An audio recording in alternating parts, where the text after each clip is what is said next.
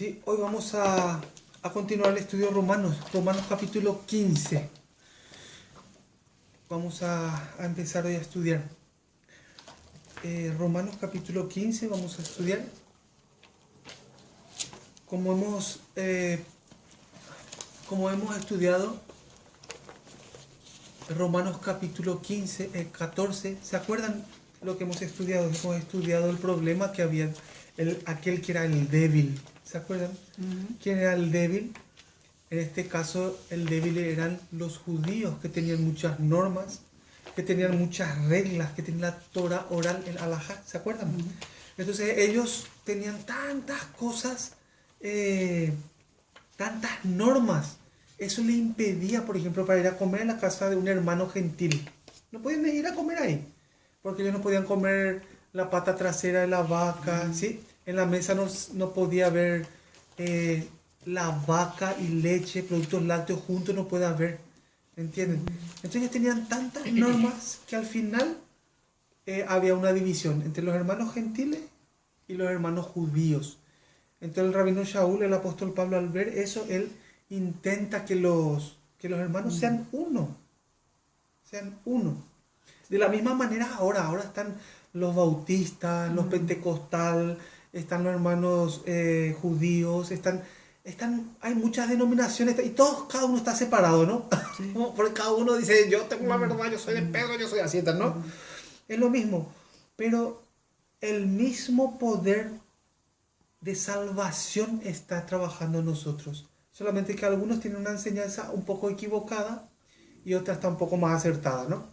Y así, y otros estamos buscando cada vez más la verdad. Por eso, lo importante que es para encontrarse con la verdad, ¿cuál es? Muchas veces yo les digo eso. Para encontrarse con la verdad, nosotros tenemos que ir al origen de las cosas, para entender. Eso significa que tenemos que estudiar la historia de cómo sucedió cada acontecimiento. Entonces ahí nosotros podemos saber de qué está hablando el apóstol Pablo, por ejemplo, cuando escribe a los hermanos de Roma. Entonces así nosotros podemos, hay un problema con estos hermanos débiles, que son los judíos, con los hermanos gentiles. Que hay que tener paciencia con ellos, que hay que, ¿entienden? Entonces nosotros podemos aprender eso también para nuestra vida de hoy, el mismo, ¿no? Hay gente que no entiende muchas cosas, entonces hay que tener paciencia. No es que te cierra la puerta y andate, no.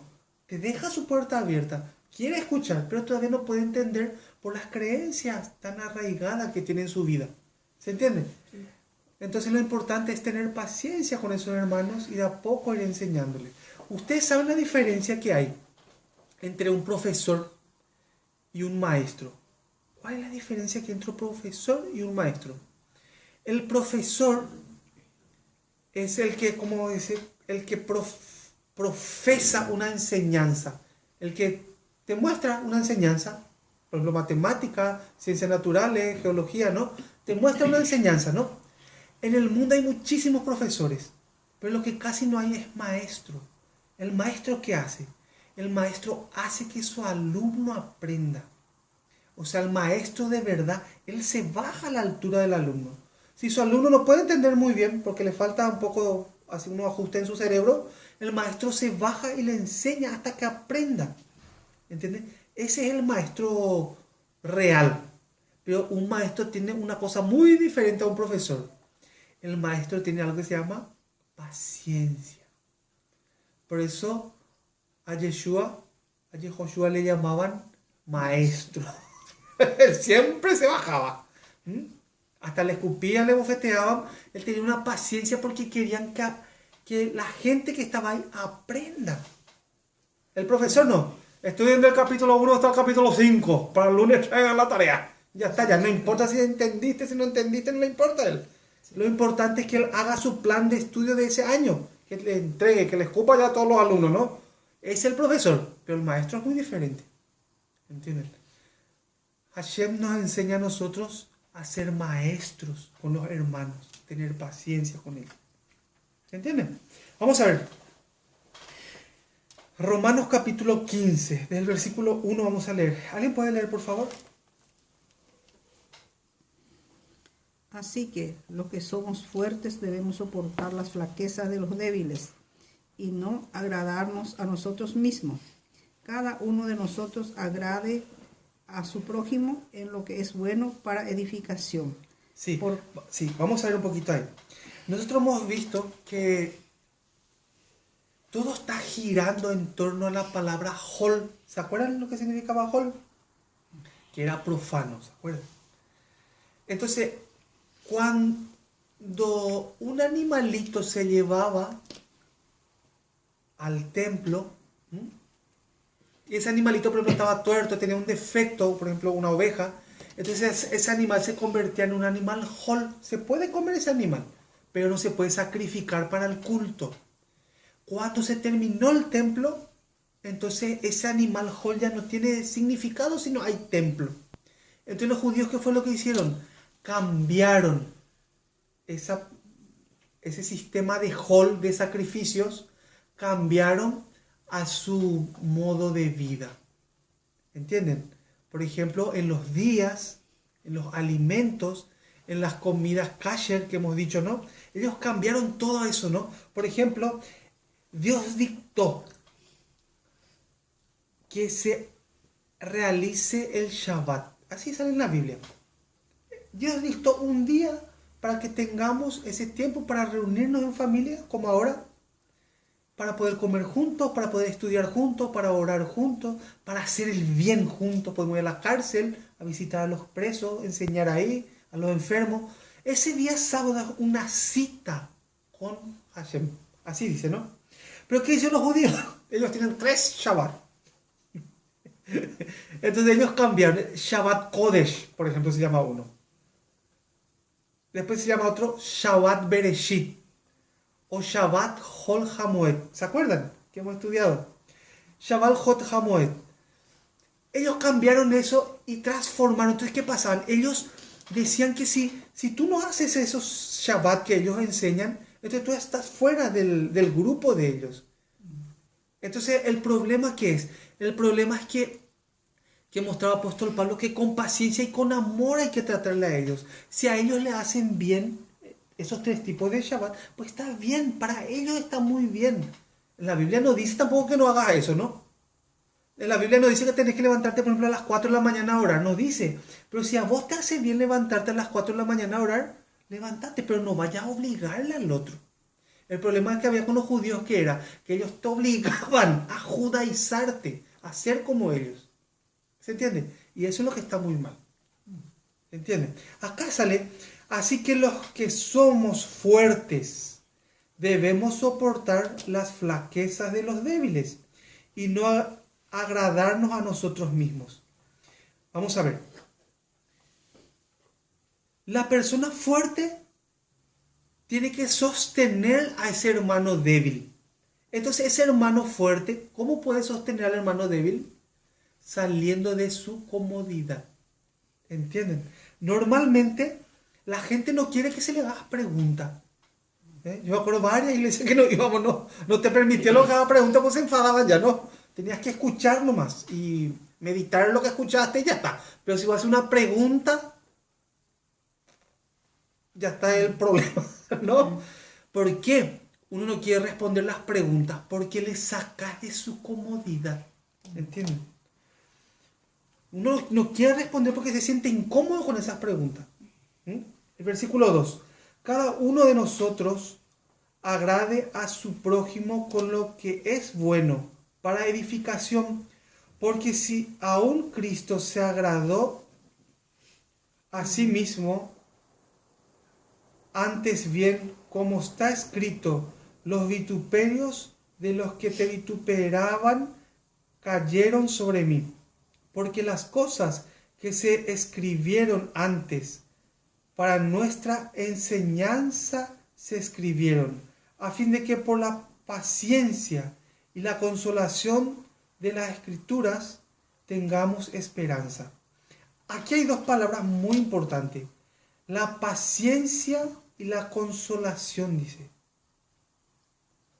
Por medio de ellas tengamos esperanza, dice, ¿no? Dice la paciencia y la consolación. Aquí nosotros tenemos que entender una cosa.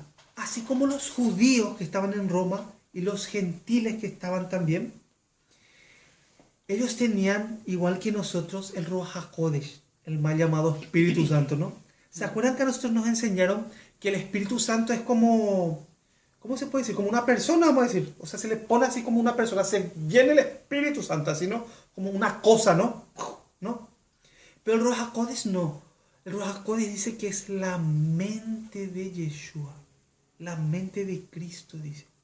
O sea, es como que se te activa en ti y ves cosas que antes no veías y sentís cosas que antes no sentías y hablas cosas que antes no hablabas y actúas de una forma que antes no actuabas.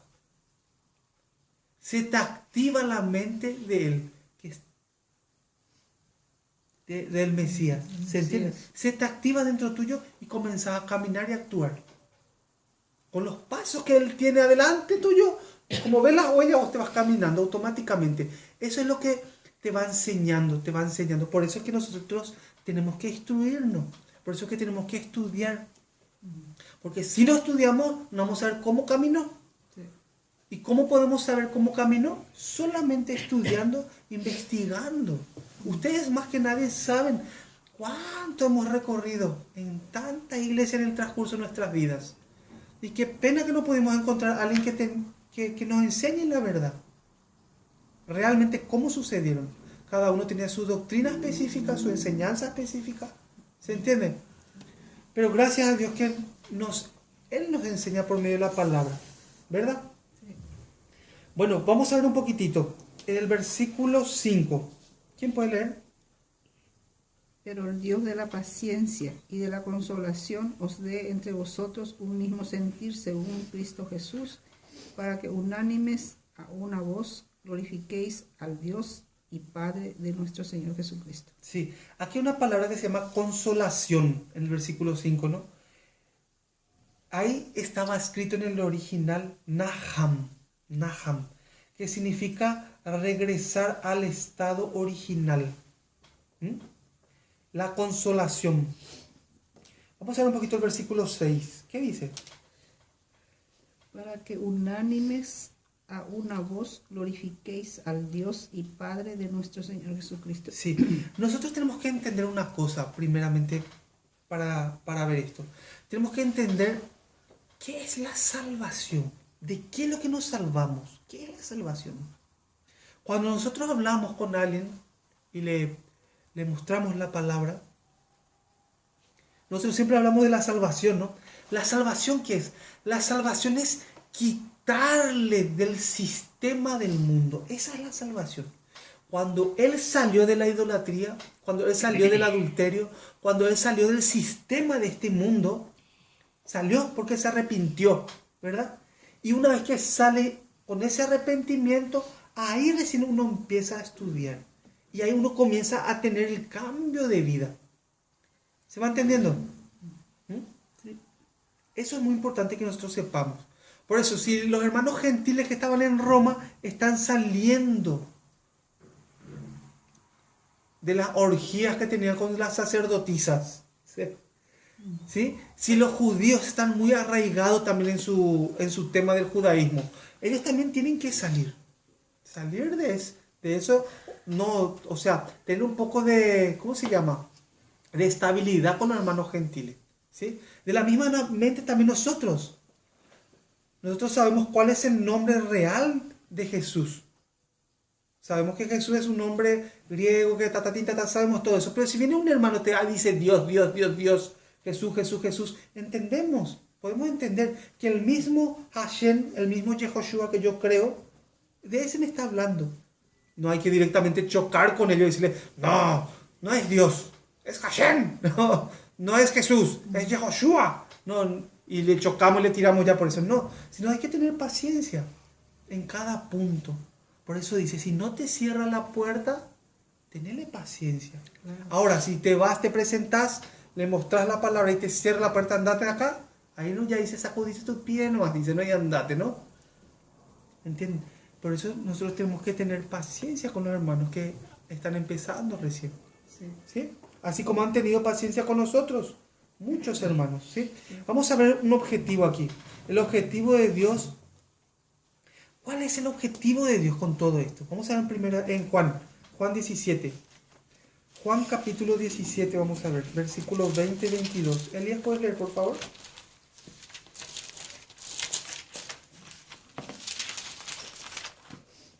Primera de Juan. San Juan 17, versículo 20 al 22.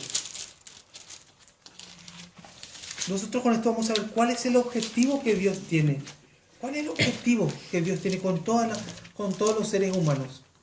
Tanto gentiles como judíos. San Juan capítulo 17, versículo 20. Vale.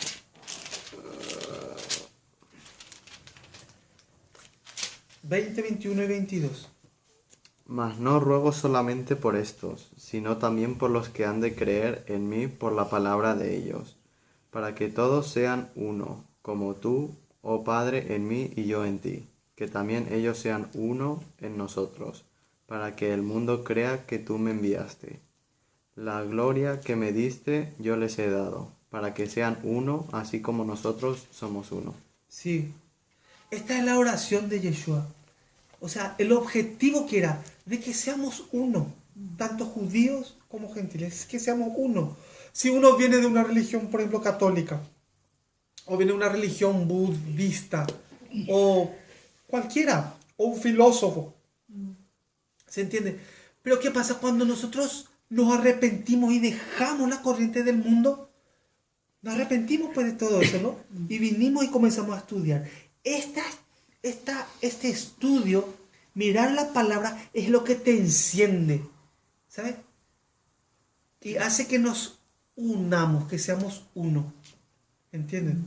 Ahora, a algunos puede ser que le cueste un poquito más, a otros no le cuesta tanto, ¿no? Pero al que le cuesta un poquito más hay que tener paciencia con él, dice. ¿Se entiende? Sí. Vamos a continuar. Vamos a ver 2 Corintios, capítulo 5. Versículo 19. ¿Cómo dice ahí? 19 y 20. 2 Corintios 5. 5. 2 Corintios capítulo 5, versículos 19 y 20. A ver. Que Dios estaba en Cristo reconciliando consigo al mundo, no tomándoles en cuenta a los hombres sus pecados, y nos encargó a nosotros la palabra de la reconciliación. Así que somos embajadores en nombre de Cristo, como si Dios rogase por medio de nosotros. Os rogamos en el nombre de Cristo, reconciliados con Dios. Sí, el objetivo ¿cuál es? La reconciliación con Dios. No importa de dónde venís, no importa de qué sangre eres, sino la reconciliación. Y en esa reconciliación se encuentran los diferentes hermanos. Pero cuando le miras al hermano, es igual que vos. Le miras a este igual que vos también. ¿Se entienden? Por eso lo importante, ¿cuál es?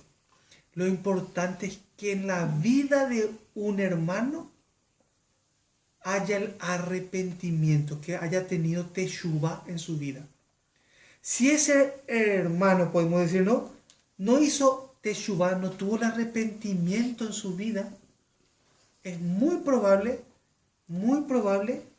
que no se pueda unir con los verdaderos. ¿Por qué? Porque sus pensamientos y sus creencias es lo que persiste ante la palabra. ¿Entienden? Hemos aprendido tantas cosas malas, hemos visto tantas traducciones malas, ¿sí o no? Tantas cosas malas nos han enseñado, no porque nos quisieron enseñar mal, sino porque no sabían también ellos. ¿Se entienden? Pero el que se arrepintió tiene la capacidad de tirar la enseñanza mala y agarrar la enseñanza correcta. ¿Se entiende? Sí. Bueno, vamos a continuar. Versículo 7, 15:7 de Romanos. Por tanto, recibíos los unos a los otros, como también Yeshua nos recibió para gloria de Dios. Pues os digo que Cristo Jesús vino a ser siervo de la circuncisión para mostrar la verdad de Dios, para confirmar las promesas hechas a los padres, y para que los gentiles glorifiquen a Dios por su misericordia, como está escrito. Por tanto yo te confesaré entre los gentiles y cantaré a su nombre. Aquí en el versículo 9 hay una palabra que se llama misericordia. ¿Vieron el versículo 9?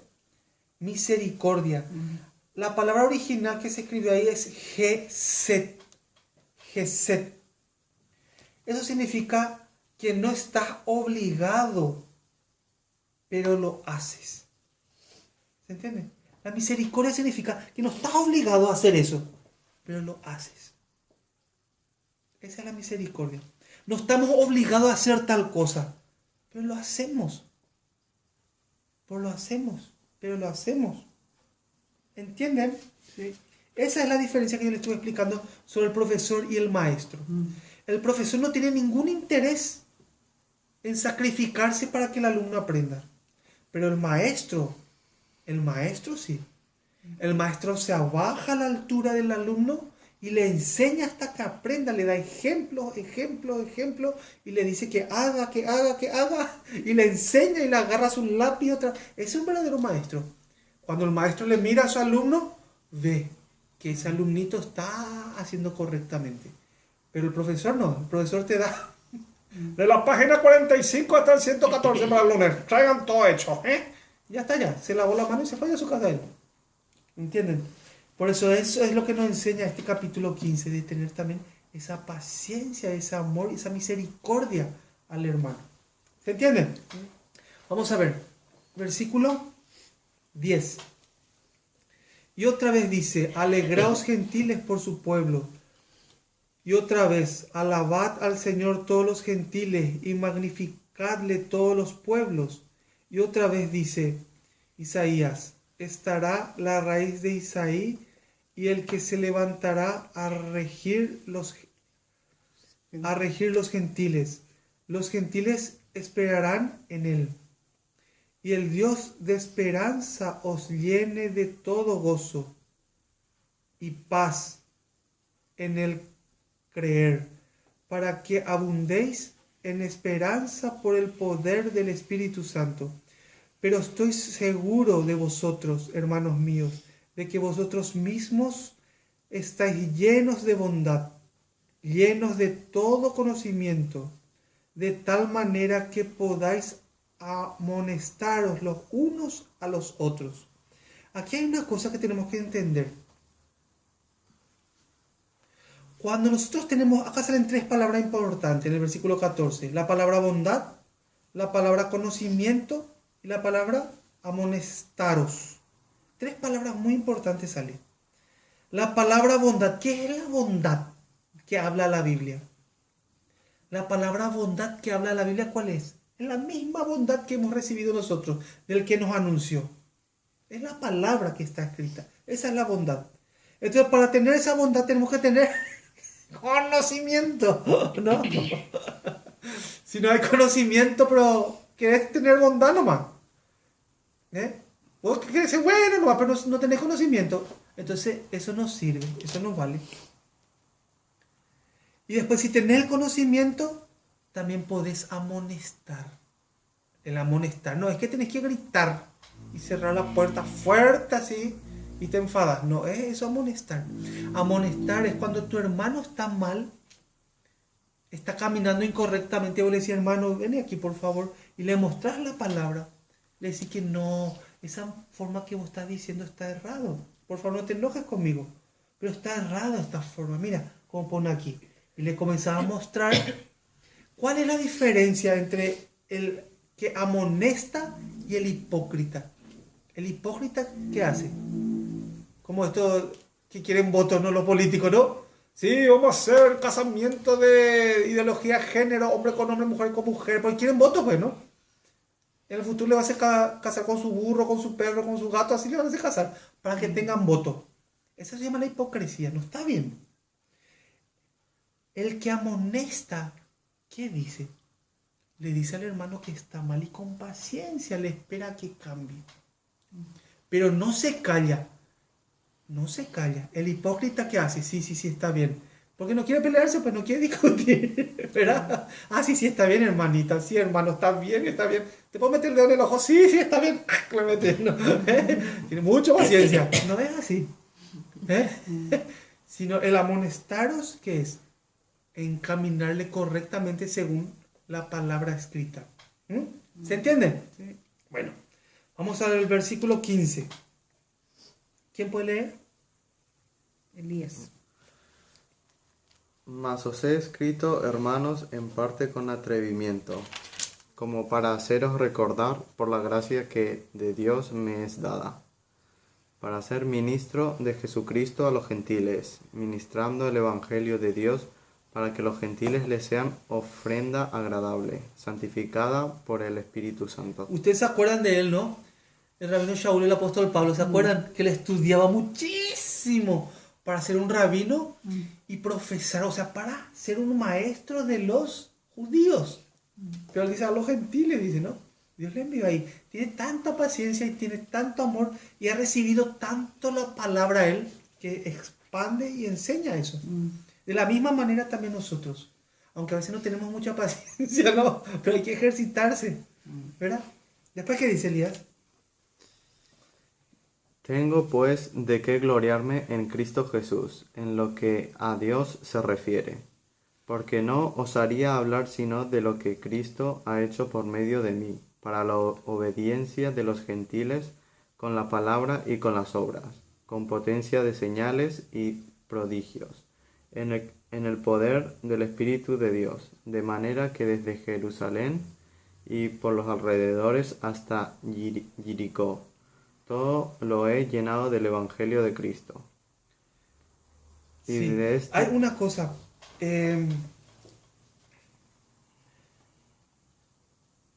Si nosotros vemos el apóstol Pablo más o menos en 10 países él fue a predicar. Esta parte de Ilírico que dice es la parte de Croacia, Bosnia, Herzegovina. Él hizo eso en su tercer viaje. Pero en realidad, él, imagínense, atiendan bien, él estuvo caminando en burro, en barco, en la parte de pasajeros, ahí en la parte donde se guardan los bagajes, ¿no? La valija, eso. Ahí él se iba y él predicaba. Y en esa época, con la tecnología que tenían en esa época, en 10 países se fue él a anunciar el Evangelio. No donde ya está, dice, sino nuevo, en lugares nuevos, donde nunca se anunció el Evangelio. Toda la cuenca del Mediterráneo. En esa época ya. Después, ¿qué dice Elías? 20. Y de esta manera me esforcé a predicar el Evangelio, no donde Cristo ya hubiese sido nombrado, para no edificar sobre fundamento ajeno. Ahí ya sale, ¿no? En lugares nuevos se fue.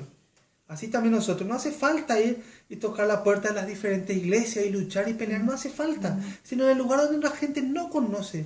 Donde la gente todavía nunca escuchó esta verdad. Después. Sino como está escrito, aquellos a quienes nunca les fue anunciado acerca de él, verán, y los que nunca han oído de él, entenderán. Sí.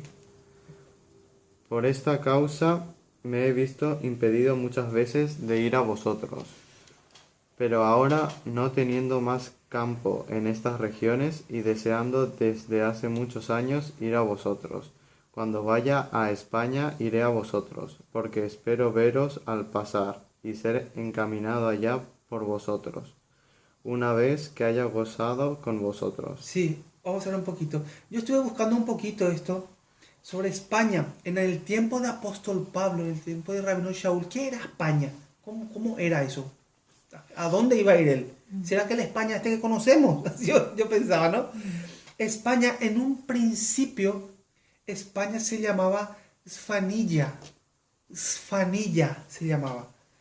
Esa palabra Sfanilla significa la tierra del conejo. Porque había muchos conejos pues, en ese tiempo, ¿no? Entonces, los fenicios le llamaron así. Estamos hablando de 250 años antes de Cristo. Esa época en España le llamaban Sefanilla. En Jerusalén, en Israel, En la época del apóstol Pablo, Sefanía también decía. ¿Sí? Ese era el nombre verídico que tenían. Pero si nosotros miramos el mapa de España en esa época, los vascos ya estaban arriba, al norte de España. ¿Entienden? Ellos siempre estuvieron ahí, los vascos. En el tiempo apóstol Pablo y un poco anterior, España estaba dividida en dos, la zona norte y la zona sur. La zona sur que conquistaron los romanos, toda esa zona sur, ese tenía un nombre. Y la zona norte tenía otro nombre. Bueno, eso vamos a ver un poquito para que veamos un poco por dónde lo que anduvo él, ¿no? España la tiene un poco bien. En el año 1180 había un judío que se llamaba Rashid. Este era un francés, era un estudioso comentarista de la Biblia. Pero estaba un poco loco, no estaba muy bien de la cabeza, porque él agarraba un lugar y le ponía el nombre que quería nomás, ¿no? Entonces él a España le llamó Sefard. S-F-A-R-A-D. Sfarad. Sfarad. Así le llamó a España. De ahí entonces nosotros podemos salir que salen los judíos sefardistas. ¿Se entiende? O judíos sefardíes, que dicen, ¿no? Entonces están mal, pues. Históricamente están mal. Sefardíes o Sefarad, eso puso este judío. Rashid le puso a España como nombre. Pero antes de eso se llamaba Sfanilla, como los fenicios habían llamado. ¿Se entienden? Miren una cosita. Dice que de este Sefarad que puso Rashid, de ahí salieron los judíos sefardíes. Eso es un error histórico. O sea, está mal. En Israel le llamaban Sefanilla. En la época del apóstol Pablo, cuando decía España, o lo que está escrito acá, en la traducción original en la Biblia, pone Sefanilla a España. ¿Qué significaba España? Sefanilla, ¿qué significaba? Conejo. La tierra del conejo. Sí, porque se ve que había muchísimo conejo. Y también se llama Ibérica. Ibérica es la parte norte de España. Se conocía por Ibérica. Y bien al norte estaban los vascos. ¿Se entiende? Estaban ahí los vascos. Sefanilla, 250 años antes de Cristo, se le llamaba a la mitad sur de la península. Los romanos adoptaron ese nombre al territorio conquistado, al sur de la península. O sea, toda esa parte que cuando nosotros vemos de Jerusalén, cuando está mirando Sefanilla, ven la cuenca del Mediterráneo, la parte sur de España. ¿Entienden? Eso es lo que en aquel tiempo se conocía como España, vamos a decir, ¿no? Entonces ahí de esa España lo que está hablando el apóstol Pablo. O sea, no es que se fue al norte, allá él. ¿Se entiende? Bueno, vamos a ver un poquito. Vamos a seguir leyendo. Versículo 25, 26. Sí, 25. Mas ahora voy a Jerusalén para ministrar a los santos. Sí, dice que él ahora va a Jerusalén, porque él tiene que cruzar nomás allá, y si estaba allá cerquita de España estaba, tiene que cruzar, pero no voy a ir a España, voy a ir a Jerusalén. Se ve que había alguna fiesta, una de las 3 fiestas obligadas de peregrinación que tenían los judíos en esa época, que se tenía que hacer ahí, en la época del templo, ¿se entiende? Por eso primeramente vaya a Jerusalén a hacer eso. ¿Están entendiendo lo que digo? Bueno, después. Porque Macedonia y Acaya tuvieron a bien hacer una ofrenda para los pobres que hay entre los santos que están en Jerusalén. Sí, atiendan un poco una cosa. Porque Macedonia y Acaya son lugares, ¿no? Son lugares, no son personas, son lugares. ¿Quiénes están en Macedonia? ¿Quiénes están? Los hermanos. ¿Y en Acaya quiénes están? Los hermanos. También. Ellos les pareció bien a esos hermanos hacer una ofrenda. ¿Por qué quieren hacer una ofrenda? A los hermanos que están en Jerusalén. ¿Saben por qué? ¿Saben lo que pasaba? Y atiendan bien. En la época del emperador Claudio, ¿se acuerdan? En Jerusalén, paralelamente a eso, ¿se acuerdan la deportación que hubo y todo el lío que hubo? Que le echaron los judíos de Roma, ¿se acuerdan? Mismo en ese tiempo en Jerusalén había una gran hambruna.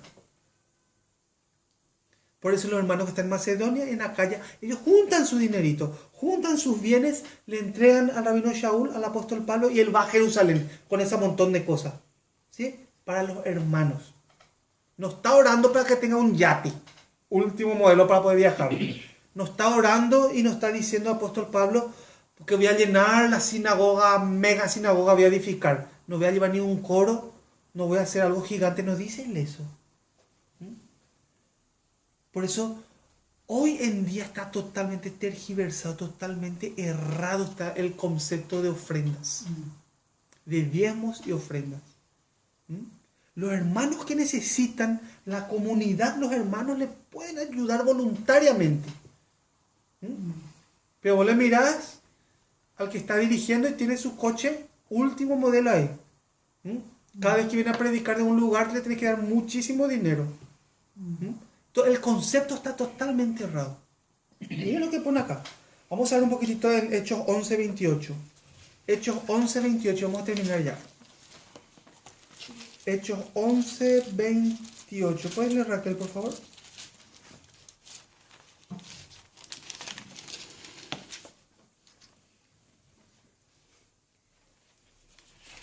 Y levantándose uno de ellos, llamado Agabo, daba a entender por el Espíritu que vendría una gran hambre en toda la tierra habitada, la cual sucedió en tiempo de Claudio. Ahí está contando, ¿ven? Está contando lo que pasaría en Jerusalén, ¿ven? En el tiempo del emperador Claudio, que estaba en Roma, en ese tiempo venía una gran hambre en Jerusalén.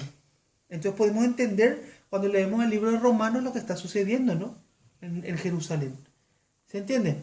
Vamos a ir a Romanos otra vez. Versículo 27. Versículo 26. Otra vez, Elías, por favor.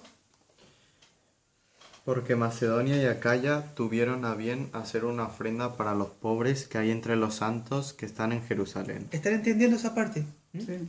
Yo me acuerdo, perdóneme que le diga esto, cuando estaba en una congregación aquí en España, mira una hermana en el invierno. Les conté yo eso, ¿no? Que se iba caminando 4 kilómetros, una hermana anciana.